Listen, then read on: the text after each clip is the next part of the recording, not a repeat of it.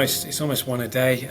The staggering fact is that we know that the majority of those happen through the summer months, and this is why Drown Prevention Week is running this week, because it's at the start of a really risk period. But you do need to stay both patient and persistent, don't you? Because it is one of those life skills our kids just need, don't they? Quite a few of the drownings, at least 2 in 5 of the cases that we've seen, cold water shock, or the cold water has been a significant factor in that person drowning. The whole position of swimming and the way it's done, it's about helping them to have fun. They're not trying, especially at young age, they're not trying to get them to swim up and down a swimming pool. It's all about being in the water, dipping your head in, having the confidence, floating on your back. It may seem that there's not a lot of progression, but it's all about fun and making sure that children recognise that their association with water is about fun, and because then they're more likely to want to go, more likely to want to progress. And then the other elements in terms of being able to swim a length, and that all just naturally comes as skills and strength and stamina build over time. And we're rolling. Welcome to the Parenting Truths podcast. Today's episode is going to run a little differently. I'm joined by Lee Hurd, who's charity director of the Royal Life Saving Society UK, whose mission is to get our kids essentially enjoying the water safely. So thanks for joining me, Lee. Pleasure, thanks for having me. Is it right, you're also a dad of 2, so I'm guessing the message you're sharing through the Royal Life Saving Society is very close to your heart? Yes, it's something that I kind of practice as a preach as a dad, and the job that I do. I'm not very good on holiday these days when the kids are around the pool. I'm kind of constantly on high alert instead of enjoying myself and trying to relax. So I think, work kind of plays into being a dad, and dad kind of plays into work as well. Drowning Prevention Week is running this week, which is all about helping everyone across the UK and obviously Ireland enjoy the water safely. And we can get into that shortly, but first, where can parents sort of start when it comes to getting their little ones comfortable and confident in the water? Yeah, there's a couple of things really. I mean, I think especially in England, we're very fortunate that our children get access to statutory school swimming. So at primary school level in Key Stage 2 or 3, but basically by the time they leave primary school, they should be able to hit certain standards. There are some issues and challenges with that in terms of every child having access, and it's very difficult for schools, especially remote schools, to do that. So what we really encourage parents to do is take time to take their kids to the water themselves as early as possible, get them familiar with the water and confident in the water, and spend some time with them as well whilst you're having fun with them, just teaching them some basic skills like getting them to float on their back, getting them to just propel through the water with confidence. It just adds to that enjoyment of the water and giving people confidence to do that. And the other thing that parents can do, and I think we're always reminding parents to do, especially this time of year as it gets warm, is just constantly remind their children about some of the risks associated with water and have that water safety conversation with them, so we can make sure that we're giving our children as much knowledge as possible in order to make sure they're making the right decisions when they are around water, either with us as parents or without us. We've got 2 little ones, and the oldest he's just turned 5, and we've been doing swimming lessons with him for about 7 months, and I think the biggest tip for parents is just to be patient and stay persistent, because it's been quite a long road. I think it was like 5 months of going to weekly lessons before Luca was confident about putting his head under the water, and obviously once he got confident with that, he's thriving now. He's coming on leaps and bounds with his swimming. But a few times me and my wife looked at each other and we were like, is this worth it? Is he getting enough out of these lessons? But you do need to stay both patient and persistent, don't you? Because it is one of those life skills our kids just need, don't they? Yeah. I mean, we've all got the challenges of taking our kids to extracurricular activities, and I've said to my daughter, who's also 5, the swimming conversation isn't up for debate whether she likes it or not. She's going. So I'm taking her tonight. Actually, I take her on Tuesday evenings, and on the way to swimming after school, she's always a little bit tired. I have to cheer up and persuade her, but she's been doing it about 12 months now, and I would say the same. Probably the first 5-6 months it is slow, and she was in a process where she didn't really want to be away from the instructor and always holding on, and we thought, oh God, she's not got the confidence. But now there's just a switch slipped, I think, at certain points, and I think it's just when they get to that confidence level, and when now we can really see it progressing, and it's all about the confidence. Because I suppose sometimes as parents we need to take a step back and recognise that actually being in a big body of water that's quite scary and you can't hear under the water, and we're not there as parents, it's probably quite daunting for our children. So it does take a little bit of time to get to that stage of confidence.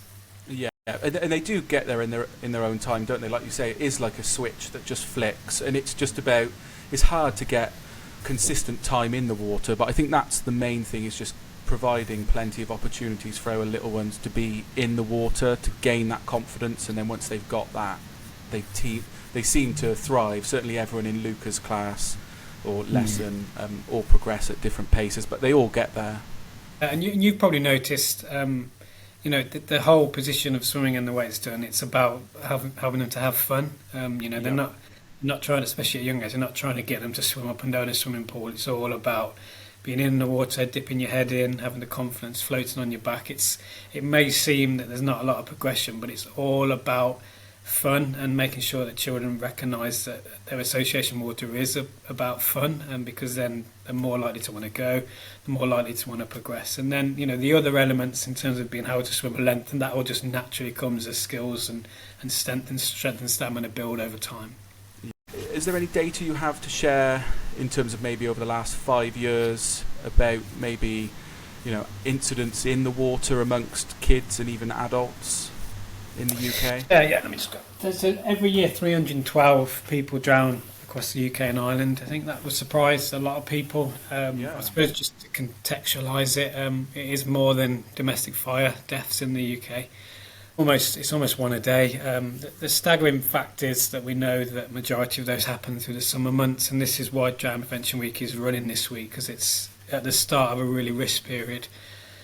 What probably won't come as a surprise to people is there's the complete correlation between warm weather and the number of people that drown, and that's because I think inherently we just want to try and cool off. But there's a distinct lack of, I think, knowledge and ability that we have from being taught and to learn to swim and have confidence in a heated, regulated swimming pool, which is normally about 28 degrees. Compared with going to jump in cold bodies of water that are always moving, our skills, unless we've had the tuition and practice, just don't translate. And unfortunately, we do see a number of children especially, I suppose, having, on one hand, feeling that they've got the confidence and the ability to swim, but not making the connection between the inherent risks that are associated with outdoor water. So there is a distinct issue there. I think one of the things I'm worried about this year is that over the last few years we've seen a 40% increase in child drownings across the UK. And there's a number of reasons for that. One is that we've seen a real gap in access to school swimming and children in swimming pools, and some of that is associated with COVID. Other elements of that is the cost of living crisis that we see. I think parents are just finding it more difficult to pay for private swimming lessons, and schools are finding it more difficult to deliver their statutory responsibility around school swimming. So we've got this gap of children not having access to water safety and swimming lessons versus the number of children that we are seeing drowning across the UK, which is really sad. One thing that surprised my wife and I, because Luca's swimming lessons are 45 minutes, and I'm not sure how much other people pay, but I think we pay £80 a month for obviously 4 45-minute lessons, and when parents are weighing up the value they're getting for the money, maybe they prefer an activity, I don't know, like taekwondo or football that's more cost effective. But I guess it's just communicating that the money you spend on swimming lessons could potentially save your little one's life, isn't it? Yeah, and the majority, it says 60% of drownings that happen, the person didn't actually mean to be in the water. So I think some parents, and it's especially interesting in the UK that we've got some cultural differences. Within certain cultures, the message to their children is just stay away from the water, and then you won't get into trouble. But accidents do happen. We live on an island that's surrounded by water, but also there's plenty of water that flows through the middle of it, and so there are inherent risks there. So our children are naturally going to be around the water, and they may slip in. So I don't believe as a parent there's any better life skill I can give my children than to have that ability to enjoy the water. And there's lots of activities: canoeing, kayaking, stand-up paddleboarding, surfing, being on a boat, whatever it is. There's lots of great activities you can do around water. But B, just to be able to know what to do should they fall in, and be able to just keep their head above the water and get themselves out safely. It's an investment I personally feel is definitely worth making. So with Drowning Prevention Week, are you able to share a little bit about maybe how long that's been running and how parents can get involved? Yeah, so the campaign's in its 11th year now, and it's evolved significantly over that time. I think when we first started the campaign, it very much was a campaign to try and target kind of national population, but I think as we've done more to understand the data and the challenges and the issue, we've honed that significantly, and the campaign now is predominantly targeted at parents of those children aged 5 to 15, which hopefully resonates with your audience. And the reason we do that is because we really want parents to understand their role in making sure that they help their children have these skills and knowledge. Because once we get past 15, getting a person to learn to swim or getting a person to engage in water safety knowledge just becomes a little bit more challenging. So our aim through the campaign really is just to make this inherent knowledge in everybody so that it keeps them safe. There's 3 directions for the campaign really. We have a very positive relationship with the leisure industry and the leisure sector in the UK, and that's because we as an organisation train pretty much every lifeguard that you see on poolside, so we've got a very close relationship. And we know that in leisure centres, normally about 1 million children get access to a water safety lesson during this week. So swimming providers and swimming lessons, all the way down to baby swimming through an organisation like Water Babies, they'll be delivering water safety lessons as part of the week. And schools is a second element. We have about 400,000 children educated during this week in schools, again, because we just recognise that that's an opportunity to hit most children, as many children as we can. So schools are very good at sending the message out. And then we do a huge amount of media, such as podcasts like this, but then a lot of social media activity across all of our channels. And that will help share knowledge and some tips for parents who are, have children of that age and maybe have a concern about water safety, especially moving into what will likely be a warm summer, and potentially there could be some risk for their children. Yeah, certainly here in South Wales the weather's now turned and it's looking lovely, and it's looking like the next 7 days are going to be lovely too. Because I think what you were saying about a few minutes ago about getting comfortable with bodies of water outside of sort of the regulated pools, because I live very close to the River Wye, so growing up I remember quite a few stories, they're just coming back to me now, of little ones having accidents in the Wye because obviously they set up rope swings into the water and there's big rocks that they can jump into, and given like the shallowness of the water and also the temperature of the water, that obviously I've just put 2 and 2 together, and that's probably what encourages a lot of the accidents. So that's so important for awareness, I think, certainly coming in for the summer. Yeah, I think the bodies of water around the UK rarely get to a temperature that would be considered comfortable, especially nowhere near the regulation that swimming pools are kept at. And they're obviously heated to a comfortable temperature so we can enjoy that, being in a swimming pool without being too cold, especially for children.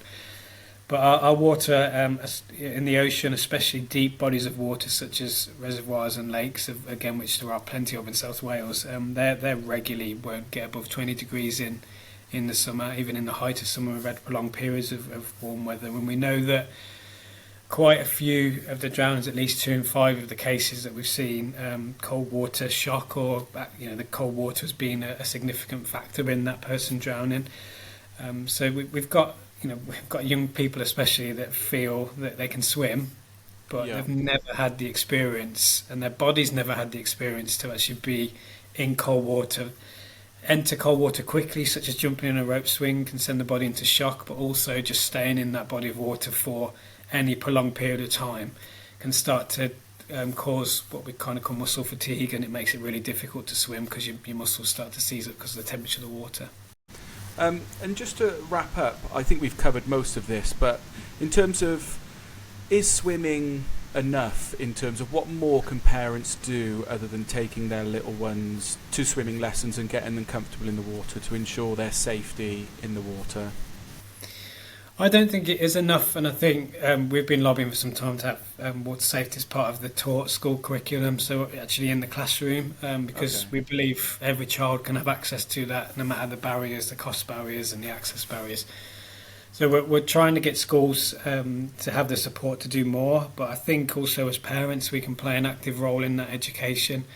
There's lots of materials out there, and we have what's called the Water Safety Code, which is people are probably familiar with the Highway Code and the Green Cross Code and the Green Banner, which have been around for many years. It's along the same theory that there's a set of messaging that can help parents educate their children, and that can be done at home. There's lots of education packages on our website, but there's also some tips and hints for parents that if they can't afford private swimming lessons, but they can afford to take their child to the swimming pool over a weekend, there's some hints and tips and some tuition on there that can help parents just educate their children about Okay. certain skills. And one of the most important is being able to float, because if you can keep your head above the water and your airway free, then you've got every chance of trying to keep yourself safe from drowning. And that's quite a big skill, isn't it? Because I've noticed with our little one, he's confident swimming through the water, but when it's then time to get his breath, compose, and then go again, that's what we're working with him on at the moment. So yeah, it's definitely a big one. We've got, I think it's inherent in us that when we're in the water and we're panicking, we start to thrash around. I'm sure most people have seen the movies and that's kind of how it's depicted. But actually, just taking some time and lying on your back gives the emergency services vital seconds and minutes to get somebody there to rescue you. So we know for a fact that that keeps people alive, and that's one of the most important skills parents can teach their children. Yeah, I remember. So when I was younger, we went to Egypt, and I'm a fairly confident swimmer, but we went out into the Red Sea, and without thinking, I just dived in with everyone else, thinking I'd be absolutely fine. And then all of a sudden, I realised where I was, and I just had a bit of a mini panic attack, and I started flapping in the water, and they had to throw a little rubber ring out. But anyone can literally become overwhelmed, can't they, in the water and panic? So just having some tools available is so important. Yeah, absolutely. Yeah, there's lots of stuff we can do to manage risk, staying close to shore, having Yeah. someone there to supervise us, just having some basic skills and knowledge to self-rescue ourselves. These are all really important but basic things that can mean that actually most drownings are preventable, and with those skills I think most people will be able to stay safe in the water. Yeah. Okay, well, thank you, Lee. I think when Tara reached out to me, this was an important message I really wanted to share. So certainly this week, if anyone wants more information, the website rlss.org.uk has got plenty of information, but I'll be sharing some stuff on my Instagram, on my grid, and also on my stories if parents want to find out more. Great, thanks Tom, thanks for the time, and thanks everyone for listening. Cool. Thank you, Lee. Take care. Bye. Bye.